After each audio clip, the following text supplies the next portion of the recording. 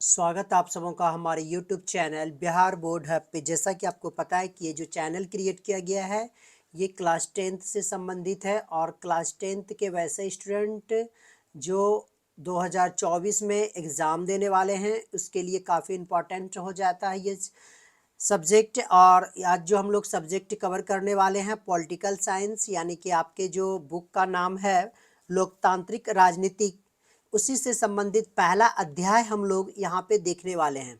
चूँकि आपको मैं बता देना चाहता हूँ कि जो भी स्टूडेंट न्यू है तो पहला मैं पार्ट 1 से लेके पार्ट 4 तक पिछला क्लास हो चुका है। तो जो भी स्टूडेंट नहीं देखे हैं तो आप जो है प्लेलिस्ट का प्रयोग कर सकते हैं और मैं आज डिस्क्रिप्शन बॉक्स में सभी पार्ट का लिंक दे दूंगा, वहाँ से भी आप चेक कर सकते हैं। तो आज का सेशन हम लोग पार्ट 5 स्टार्ट करने वाले हैं। अध्याय 1 है इसका, लोकतंत्र में सत्ता की साझेदारी। तो पहला क्वेश्चन है इस सेशन का, तो हम लोग देखते हैं पहला क्वेश्चन क्या है। कहता है कि 1999 से 2000 के अनुसार गरीबी रेखा से नीचे जीवन बसर करने वाले अनुसूचित जनजातियों का ग्रामीण एवं शहरी क्षेत्रों में कितना प्रतिशत है। क्या है गरीबी रेखा के नीचे, तो इसका हम लोग डिटेल भी पढ़ेंगे। मैं आपको बता देना चाहता हूं कि इस चैनल पे आपको ऑब्जेक्टिव का व्याख्या के द्वारा पढ़ाया जाता है ताकि आप क्वेश्चंस को सही तरीके से समझ सकें और याद करने में आसानी हो सके। तो पहला ऑप्शन है 45.8, ये हो गया ग्रामीण का, और 35.6 शहरी का। बी नंबर में है 35.8 और 30.6, 10.8, 20.7, 10.1 और 23.6। तो राइट आंसर हो जाएगा 45.8 ग्रामीण क्षेत्र में और 35.6% जो है शहरी क्षेत्रों के लोग जो है गरीबी रेखा से नीचे जीवन बसर करते हैं। तो इसके संदर्भ में हम लोग व्याख्या देख लेते हैं। देखिए, गरीबी रेखा कहते किसको है, यहाँ कहा गया है कि प्रति व्यक्ति प्रति माह अगर 327 रुपया ग्रामीण इलाके में और 455 रुपया शहरी इलाके में अगर वो इससे कम खर्च करता है तो उसे हम लोग गरीबी रेखा के नीचे कहा जाता है उसको। तो ऐसे जो रेखा के अंतर्गत आते हैं तो दलित की संख्या ज़्यादा है और आदिवासियों की संख्या भी ज़्यादा है। और एक सर्वे कराया गया था 1999-2000 के अनुसार, जो इसमें से जो जातियां गरीबी रेखा से नीचे बसर करती है तो उनका प्रतिशत अनुपात यहाँ पे दिया गया है। जैसा देखिए, एक नंबर में है अनुसूचित जनजातियों का, ये ग्रामीण क्षेत्र में इसकी जो परसेंटेज है वो है 45.8 और शहरी क्षेत्र में है 35.6।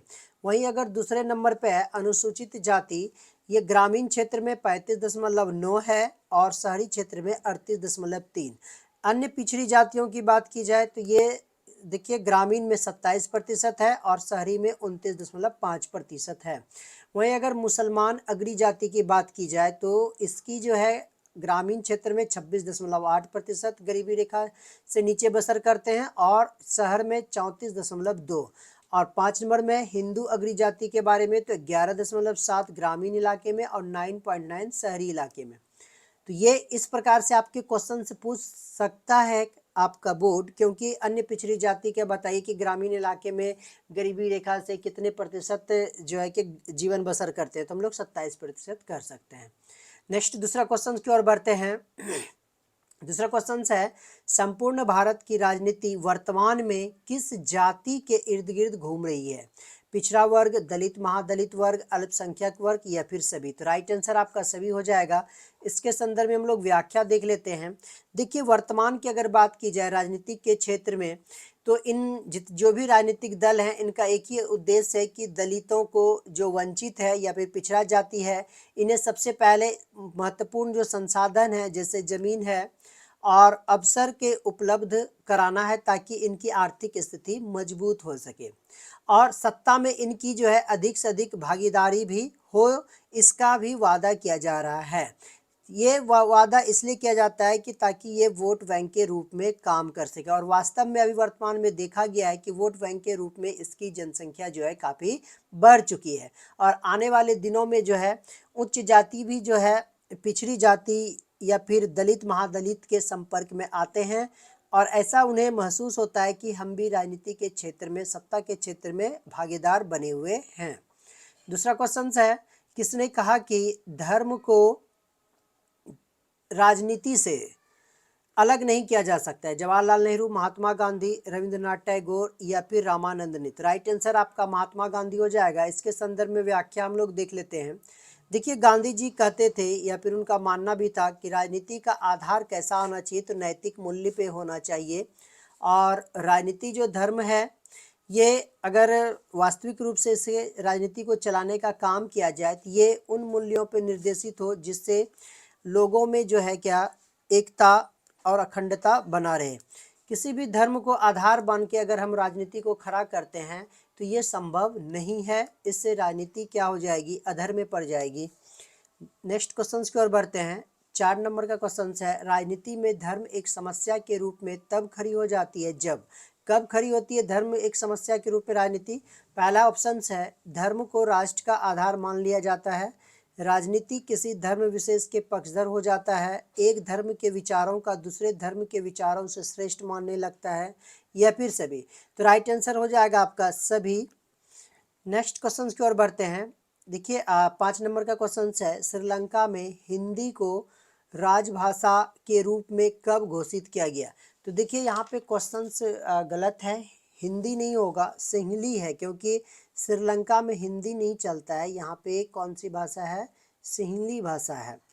कब घोषित किया गया था? 1950, 1953, 1956, 1960। राइट आंसर हो जाएगा सी, 1956। इसके संदर्भ में हम लोग व्याख्या देख लेते हैं।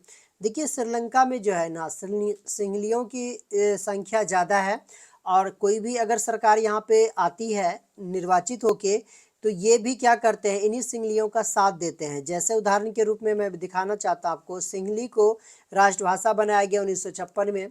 दूसरा उदाहरण है, विश्वविद्यालय और सरकारी नौकरियों में प्राथमिकता दी जाती है सिंहली भाषा को, बौद्ध धर्म को संरक्षण भी दिया जाता है। तो ये सब कुछ ऐसे उदाहरण है जहाँ पे सिंहलियों का दबदबा है। 6 नंबर का क्वेश्चन है, सांप्रदायिकता के आधार पर राजनीतिक गोलबंदी में किसका सहारा लिया जाता है? पवित्र प्रतीक का, धर्मगुरु का, भावनात्मक अपील का, सभी का? तो राइट आंसर आपका सभी हो जाएगा। इसके संदर्भ में व्याख्या देख लेते हैं।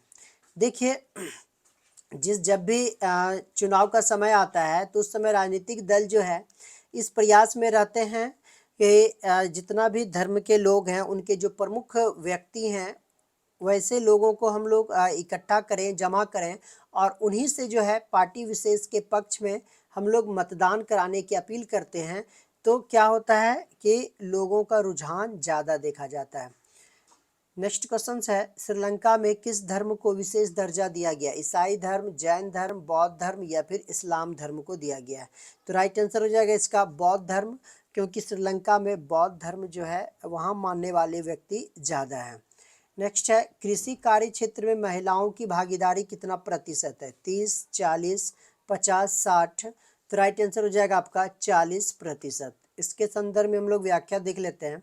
देखिए, जनगणना 1991 से 2000 के आंकड़े ये बताते हैं कि इस दशक के बीच में कृषि के क्षेत्र में महिलाओं की संख्या में लगभग 40% की भागीदारी है। 9 नंबर क्वेश्चन है, ग्रामीण महिला कामगारों में कितना प्रतिशत महिला कृषि से जुड़ी काम करती है? 53%, 75%, 85% या फिर 80%? राइट आंसर आपका हो जाएगा 85% महिलाएं जो है कृषि कार्य से जुड़ी हुई है। नेक्स्ट क्वेश्चन है, सबसे पहले कब और कहां महिलाओं को वोट देने का अधिकार प्राप्त हुआ है?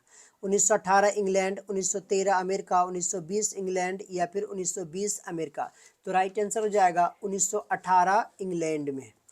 तो आज का क्वेश्चंस और आज का सेशन यहीं पे हम लोग समाप्त करते हैं।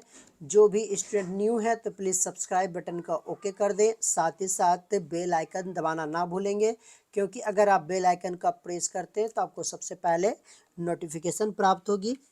तब तक के लिए चलिए धन्यवाद। नेक्स्ट क्लास में हम लोग मिलेंगे।